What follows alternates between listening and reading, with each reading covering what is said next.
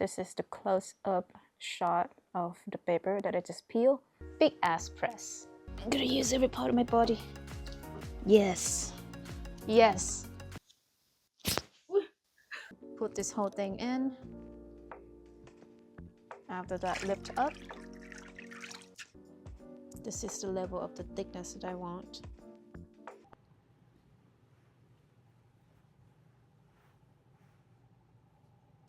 Welcome to a day in the life of a paper crafter. Let's start today with harvesting my paper. I made paper last night. From all this 54 sheets. I'm glad that I turned on the fan last night to help them dry more quickly. Normally they'll take like 8 to 12 hours to dry on their own. With the fan, it speeds up the time fairly quickly. So after one night, it feels like all of them are already dry. So that's a good thing about using the fan. Because it's gonna be a long day today, and I plan to make more paper today as well. Gonna harvest them and then we'll press them.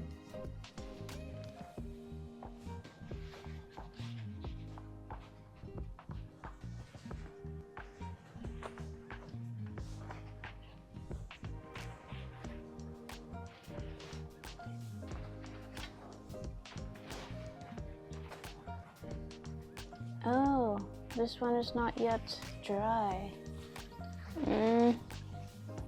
Okay, I gotta be more careful, huh? This one is dry. See how pale they are? I like it. This would make a good quality, classic white journal. Here, feel the texture.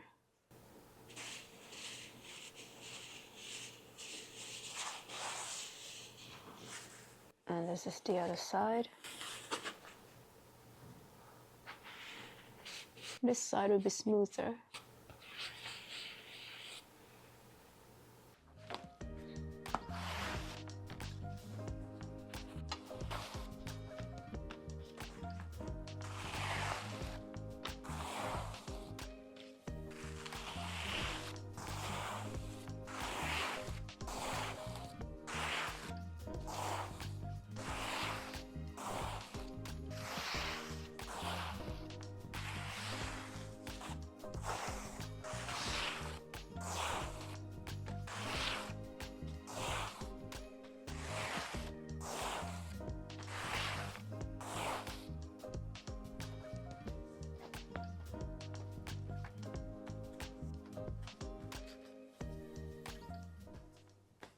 Okay guys, so this is the close-up shot of the paper that I just peeled.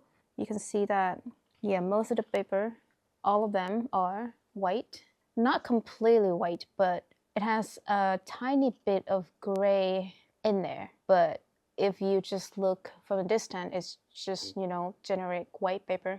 All this paper, I use junk mail, old bills that my husband had been collected for like over 10 years. There are text, numbers, letters on there, and with a tiny bit of pictures. So that's why they ended up producing really ideal result that I was looking for. And with bits and pieces of specs, you know, some letters and colors and ink spreading throughout. But overall, I like it. I like this color. And when you touch it, this side will be the rough side. You're gonna feel the texture of the paper the most. The other side is considered a smoother side because this side is placed on the fabric sheet. Here's another example. I can't wait to stitch this into journals. What's next is pressing all of them together. What I'm doing now is arranging all the paper before I put them into the press. I try to align all these sheets properly because I found that sometimes if I misalign them, like there might be one sheet that slide off on another side, and then that sheet is not flatten completely. So I need to be careful not letting that happen. Make sure they're straight, H to H. If you wonder why handmade journal made with handmade paper is costly, then this is the answer. You see, each process is quite labor intensive and needs a lot of patience. It's the nature of handmade stuff. This is so thick. Okay, now let me properly introduce you to my big ass press. So this press, my husband Andrew invented it. He made it so that he can pop something out of something and that use a lot of force that he cannot, do it manually. That's why he made this press. And now it becomes really useful for me. The way it works is it really press and squeeze the weight down from top to bottom. And that's why it's really powerful with this type of things that I want to press. It looks pretty strange because this is just a piece of wood that my husband used for something else before, but since he didn't have proper size wood for me to use, so he just took the whole thing and he just gave me the whole thing to use with this one just for now, and it'll be improved in the future. Okay, now the paper sheets are already aligned properly. I will pop it inside the press. Before I do that, I gotta grab a few sheets to protect my paper, like from the pattern of the press, the woods here. I'll be back. All right, I'm back with 2 thick cardstock sheets. I put it at the bottom and at the top of the press so that it will protect my paper from the wood pattern. Okay, now we are ready. Okay, I gotta think. Gotta get the paper first. 48 sheets.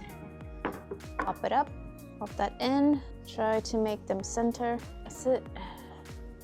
Okay, now the protector sheets are in, and my paper is now center as well. Is it?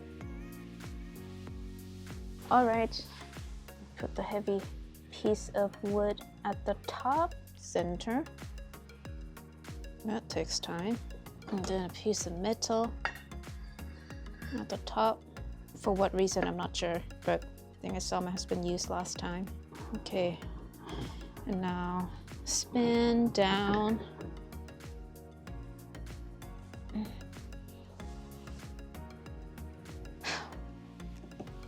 Put more force into it.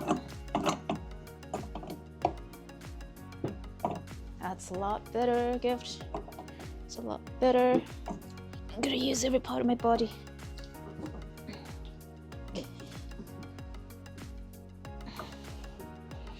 Yes. Yes. I can do more. That's not smart. I think that's good. I think that's good.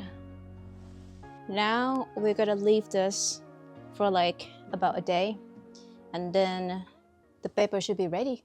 Okay, the next thing that I'm gonna do is finishing up my YouTube vlog and creating thumbnail and publishing and all that, because this week I haven't published any long video yet, so that's important to do. But first, cookies. I made these cookies myself. They're so freaking good. So damn good. I can't believe it. The raw oats cookies with chocolate chips, and another one I put in cranberries, dry cranberries. Oh my God.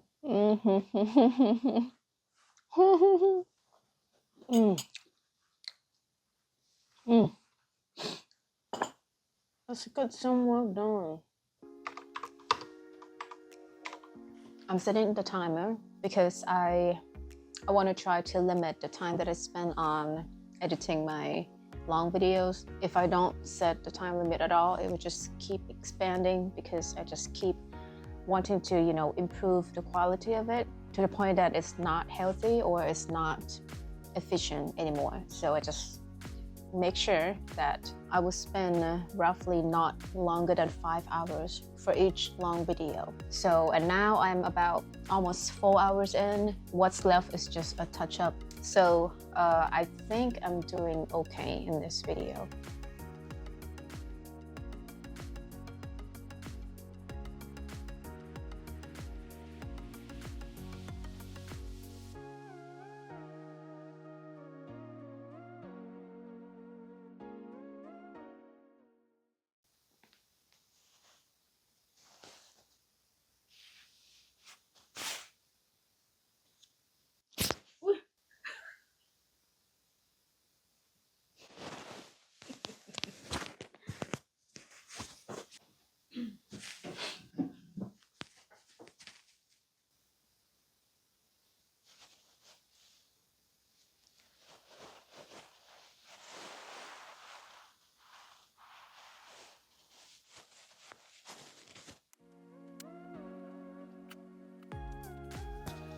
Alright, now I already published my YouTube video.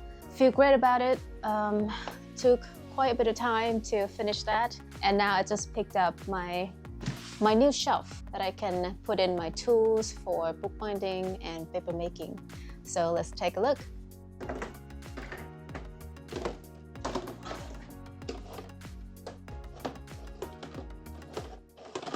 These are so nice. I'm so glad that I could get this secondhand from Amazon. And all of them just look so good. It's like unused. And I like that the quality is good too. So it's sturdy. At the same time, it's lightweight. So my plan is to use probably a couple of these to collect to keep my paper so that I can pull them out to bind books more easily. And the other two, I'll use them as a place to keep all my tools.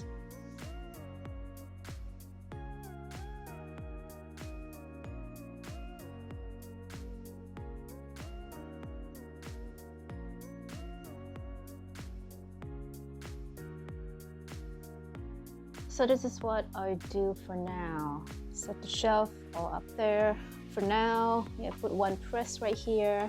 This is my one thing that I will make a separate video about it because I have a lot of idea into using this vending machine with my paper craft. And yeah, just keep my big baby press right there. And in here, this is still empty because I will keep this as a drawer for the white paper only.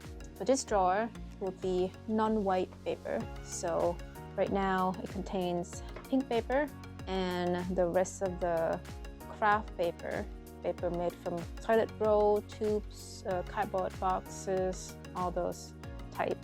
For this one, these are all like other paper size. So like some half-baked projects, I also put them in here as well. Some templates, and the bottom drawer will have all this acrylic paint, some new rubber stamps, and some inks for the rubber stamps. That's all for now. I decided to go out and run a little bit today, and I'll do a little bit of a warm-up because now it's freezing. Okay, let's go.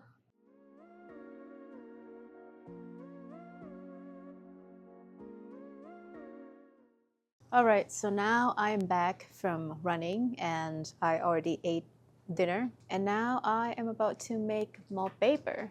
As you can see, all these tools right here, I'm ready to make paper. So I'm gonna take you with me and show you how I make paper at home, here in my kitchen.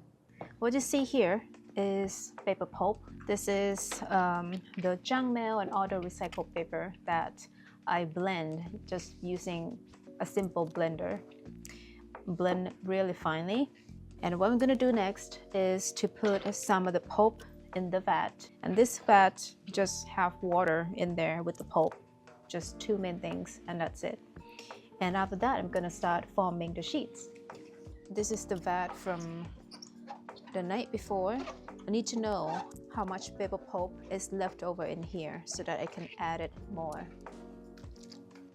So right about 1 full cup in here for now. Make sure to blend nicely with the water, not clump up anywhere. And here I'm using a fabric sheet. This will help carry paper after each sheet is formed. Put this fabric sheet right here. After that, I'm gonna use a mold and decal, which will basically is a filter to form the sheet and filter out water from the pulp. Make sure it's blended nice. Put this whole thing in. After that, lift up. Make sure all the water just drips out.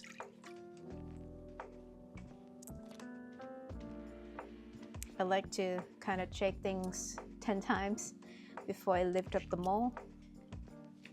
And as you can see here, you see that now the sheet is already formed by the mold. This is actually, the thickness is a little bit too thick than I normally do, but that's okay. It's not too much different, so it'll be fine. After that, move over to the tray with the sheet, flip it,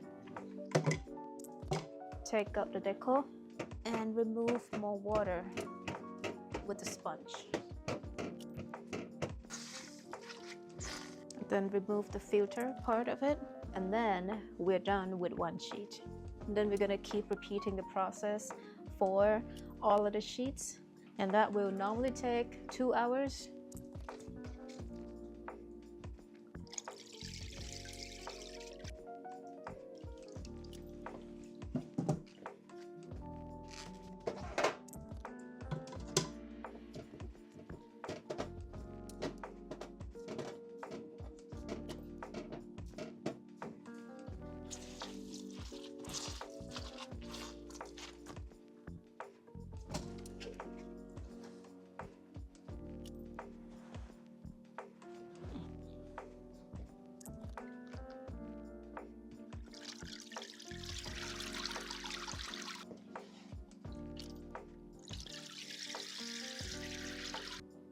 This is the level of the thickness that I want.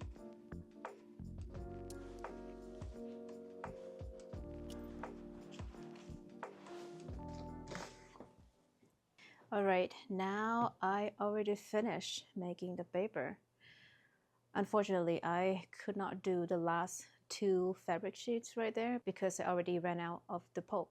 Oh, never mind. This is still like 50 sheets of paper, so that's still plenty. And this is where I'm gonna hang all these sheets. Look at how cute my cat is. Lovely boy. It is so hard to take pictures or videos of him because he's just so black and white. He likes to reach his arms out like this. It's funny. Like reach out from anywhere that he lays on. See? This is Rosie. Rosie. Wow. Alright guys, so that wraps up my day. I hope you enjoy watching until this point, and thank you so much for watching me and for clicking on my videos. That means a lot. I hope that you get some insights about how to make paper at home and come back and watch more of my videos. See you next time. Bye.